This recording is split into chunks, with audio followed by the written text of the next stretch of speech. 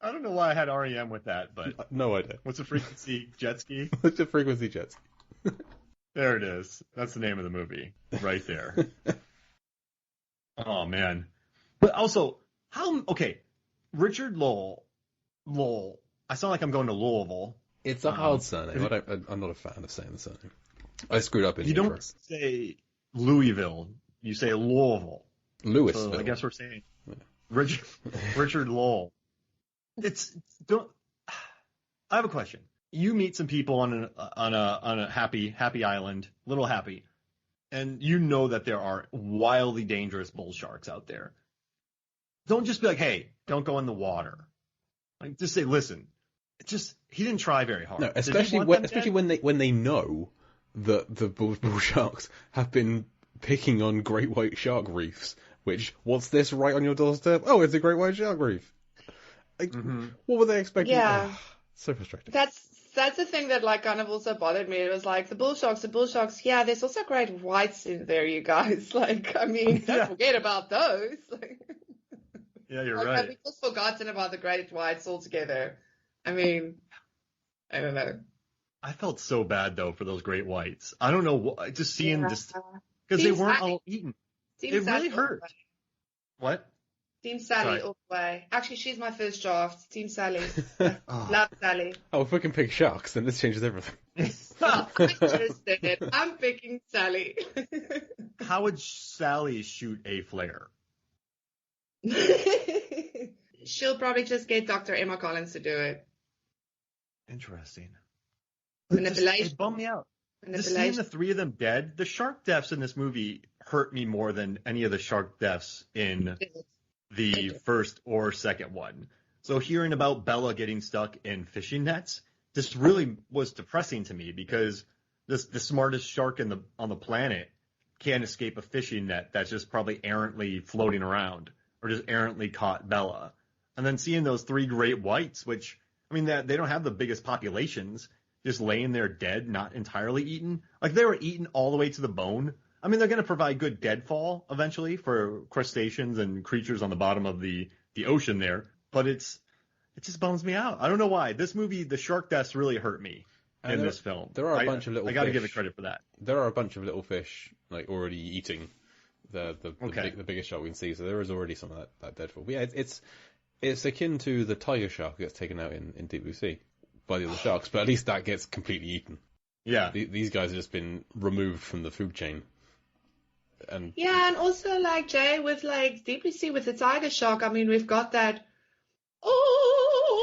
music happening while I just think they went for like the big moment and cheese and like whoa and look at the sharks like attacking it and where this one was it felt way more serious, which I mean it's kind of what they were going for, I guess. Like, but yeah, it definitely, I agree, Mark. This movie actually like in a way gets harder for me to rewatch because I don't want to see all the sharks die. It's not cool.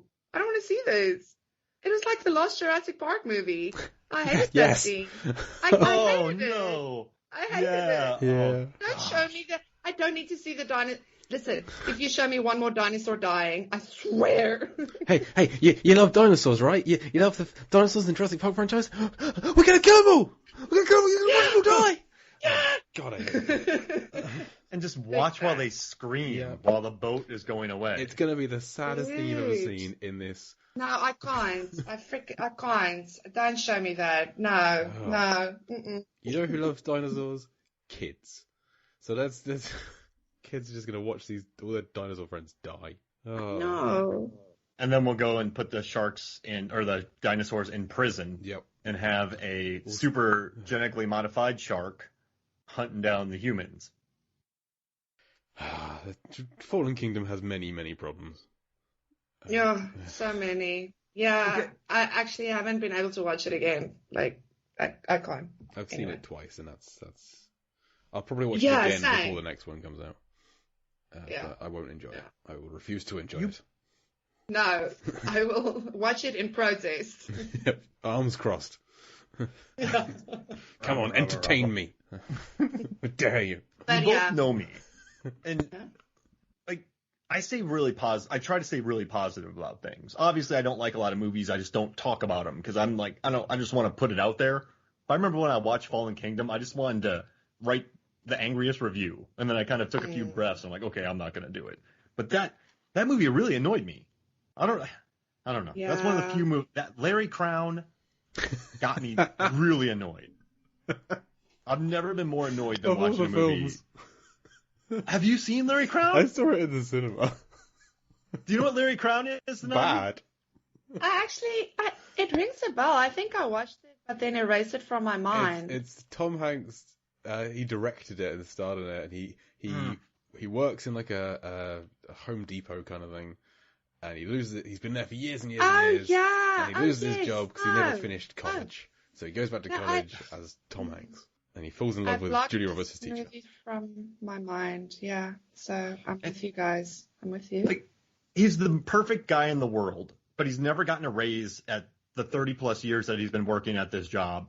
And then he's like comes home to his really large house. Somehow he's divorced, and then he's like, "Oh, I got fired. I have no money. I'll just sell some things. Like that's how I'll get by in life because people buy my stuff for very great prices, which help me pay my mortgage and all of my bills, and I don't have health care anymore." And he's like, well, I guess I'll just go to college. So he goes to college, and he meets like an alcoholic teacher who's married to a guy who's addicted to porn. And I forgot about then that. one night while they're out and they're out and they get into an argument, Bryan Cranston kicks her out, and then I think she shows up. She gets a ride from Larry Crown, who's joined a moped gang. Yep, on his moped. Of just really friendly people. Yep. And then he takes her back, and then they supposedly kiss while she's inebriated and married, and then Larry's like, yeah, that was amazing, like that was so great, and she's like, get out of here. And then I guess she becomes sober really easily. He gets his degree and then becomes famous, and you're just he learns. Everybody hurts. When watching Larry Crown, everybody hurts. I love how we managed to talk about Larry Crown in Deep Blue Sea 3. Well, listen, if you're gonna say that's the movie that annoyed you most, right? You got to explain it. But I think I pitched article ideas to Crack before about that movie. Oh yeah. About how Tom Hanks has some weird relationships in movies, like Jenny, Castaway, Splash. Yeah, you have a mermaid. What? And then you have he's in a relationship with a lamp in the Toy Story films. Yeah. Joe versus the volcano. He has an odd one there. They're going to sacrifice themselves. He has some very strange relationships in cinema. Yeah, but it's just it's a Larry Crown is just a movie that has no real anything in it, and it's played sweet, but it's so artificial. It's like, I'm going to solve all my problems by doing a garage sale. You haven't existed in the real world in a long time. So I don't know. For some reason, that movie got to me really badly. Yeah, I think for me, that film would be Burlesque, which is I've seen Burlesque. My wife loves it, and I've seen it many times. Again, saw it in the cinema because she picked it, and I'm like, okay, we'll go. And it's maybe the worst film I've seen in the cinema. It's the worst film that I've spent the most money on and seen the most times. If I was to draw that kind of graph, because I've bought 2 cinema tickets and a DVD of it. Again, not for me. But like the whole climax of this terrible burlesque singing film is about air rights. Like the rights above a club. The club is losing business, it's failing, and they're going to have to sell it. And then there's this big hotel that has been built, and they need to secure the air rights over the club, otherwise someone's going to build a big hotel there, and it will block the sea view of this other new hotel. And that's the climax of this ridiculous... What a big problem to have. It's so relatable. It's so everyone can understand. Wow. I was listening to R.E.M. Everybody Hurts with arms crossed, watching Larry Crown, for sure. Well, I kind of want to watch Burlesque now. I'm really big into air rights. It's a terrible, terrible film. This club is failing, but they still spend so much money on every performance. They just have so many props and so many sequins and glitter, and it's just sell half of your stock and you'll make a new club probably. Anyway, But let's go back to junior college. Wasteful people. Right? Sell the stuff in your garage. Go back to junior college. But I gotta say, one thing that annoyed me here is when Emma sees that there are dead great whites in her sanctuary that she has been tracking and knows these great whites. Richard comes up to her and goes, "Calm down." He sneaks up on her. and pulls her around and then he goes, "Calm down, chill out, be quiet, calm down." I'm like, what? No. Like, if I see 3 great white sharks mutilated by modified bull sharks, like, that's not a moment where you should be told to calm down. No. That was not a good play by Richard, though. I didn't enjoy their oxygen mask conversation either, because I couldn't tell. Other than his first line of "I told you to stay out of the water" and his repeated "calm down," I couldn't tell what they were saying. I had to go to the subtitles to work out what on earth was going on behind those masks. Yeah. It was like,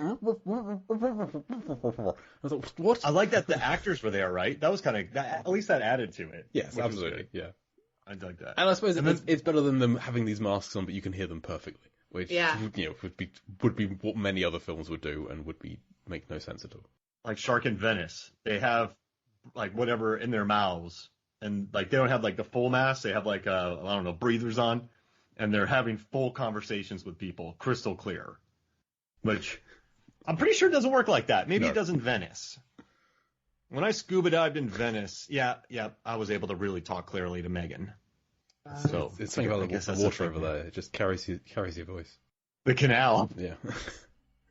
They're acoustically designed. And then I love it. And then also the one thing where the whole Triton system with Lucas coming in like, "Hey, I'll get a guy in here to take care of it."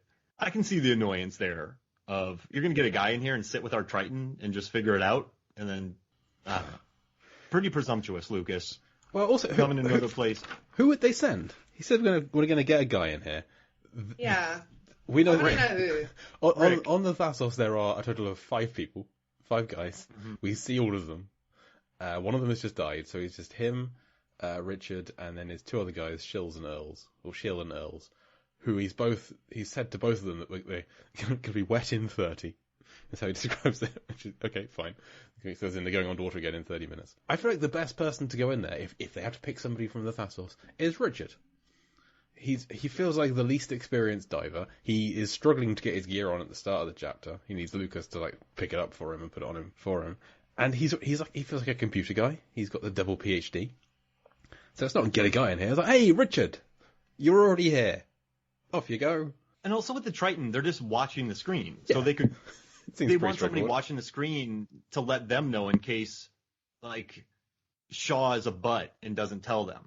Is that kind of why they want a guy in there? Well, when I think Lucas says, like, he says to Emma, like, "Well, we hope you'll tell us if you see a bull." So maybe it's that distrust goes both directions. Maybe Lucas and his team don't fully trust Emma and hers. Perhaps. Oh man, they're just not friends. They're just not friends yet. Yeah. But, I don't know, mighty presumptuous, so I get the annoyance there. Because they could just say, "Hey, there's a bull shark coming. We have 80% coverage now, correct? Are they up to 80? They haven't specified, but that would be my guess, yeah. Man. Spin? I love Spin, but that's not a good look on his part, is it? Or the coverage? Yeah. No, it's not, given how easy it was. How long have they been at Little Happy? Because their desks look lived in. I think they said 3 summers. I think I said in the first chapter, they've been here 3 summers. So they come back each summer? Or they've been there like two solid years. So they arrived in a summer, and then they were there to the next summer, and then the following summer, perhaps. I thought they just did summers. I don't know. It's unclear. But yeah, at least if they only stay there for the summer, then this is their 3rd summer there. So they might have not been there that long this summer. We're not sure what time of year it is. There's no convenient newspaper like in Deep Blue Sea. But we can work out, it's November. Do they listen to LFO's Girls of Summer? Yes, constantly on a loop. Got it. That's what Emma was listening to last week. Whoa. In the headphones. Okay, Zanati, 2 questions. What do you think? Summers or all year round?